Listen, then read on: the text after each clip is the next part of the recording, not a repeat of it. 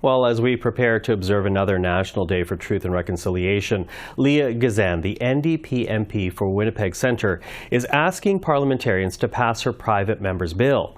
Tabled this week in the House, the bill proposes to amend the criminal code and add to it an offence of willfully promoting hatred against Indigenous peoples by condoning, denying, downplaying, or justifying the Indian residential school system outside of a private conversation.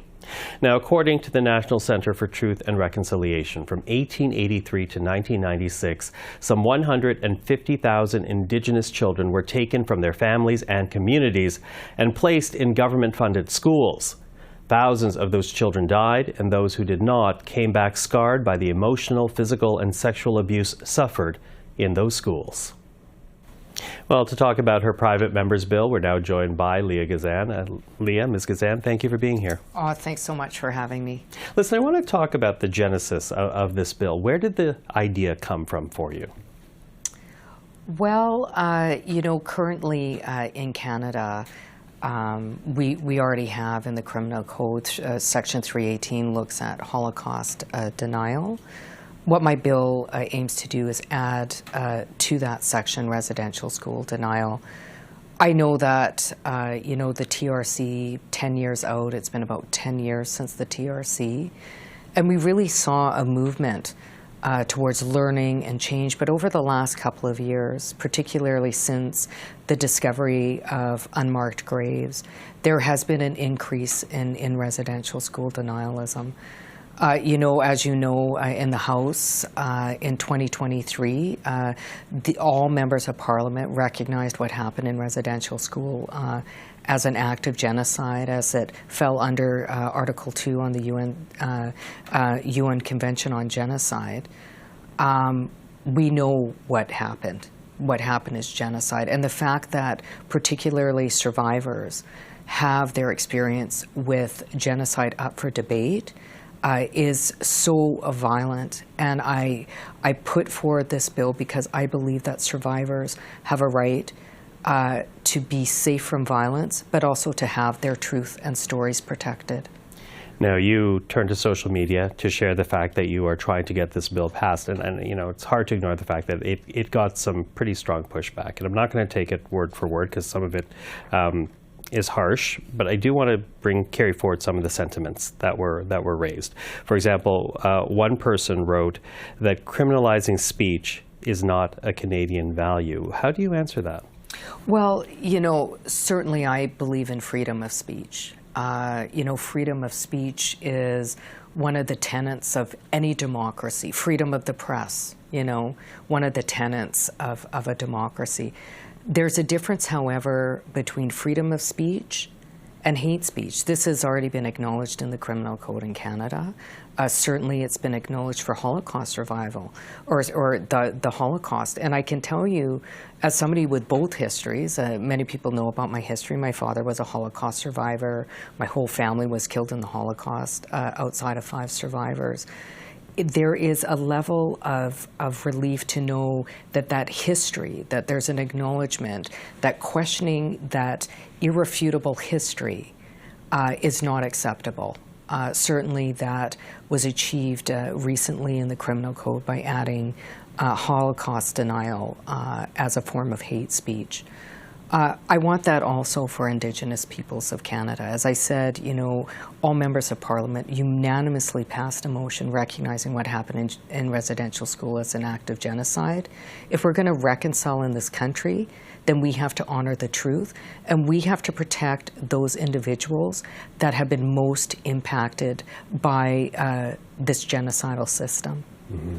Now, another criticism on your social media post. One person wrote, "What you are proposing is too broad," their words, not mine. "What you're proposing is too broad and suppresses good faith discussion." What do you say to that? Well, I don't know if you're aware of this, but prior to going into politics, I taught at the University of Winnipeg, and in fact, one of the courses I taught was about residential schools. Many of the students that came in my course didn't know about residential schools, or maybe weren't aware of how bad it was there, the sexual, physical, emotional, cultural abuses that took place. I'm not talking about people that are learning. That's very different. This bill very clearly says the willful downplaying of residential school. I'm going to give you an example of that. I know Tom Flanagan wrote a book questioning the severity or the genocide that occurred in residential schools, questioning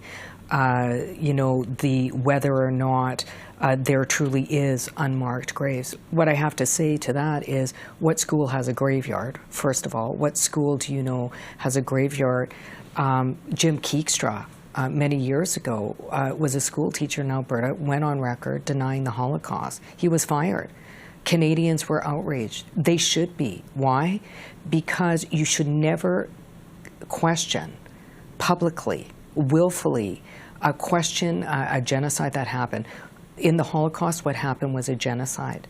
What happened in Canada is a genocide. Having people's history up for debate, genocide, something that has been recognized in the House of Commons, we must have no tolerance for. And again, there's a difference between freedom of speech and actively engaging in hate speech. Now, of course, your bill was tabled just days before the National Day on Truth and Reconciliation, which will happen on Monday. Obviously, your bill gives something for Canadians to reflect on this weekend. But beyond that, what do you want Canadians to reflect on when the day happens on Monday?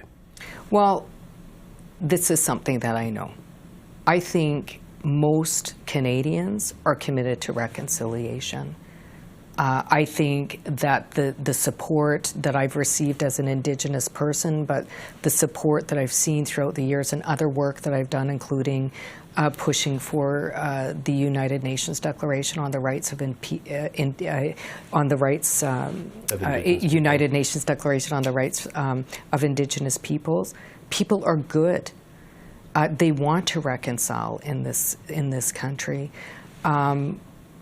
I know in Winnipeg during Orange Shirt Day, the thousands and thousands and thousands of Indigenous and non-Indigenous people that come out to support survivors.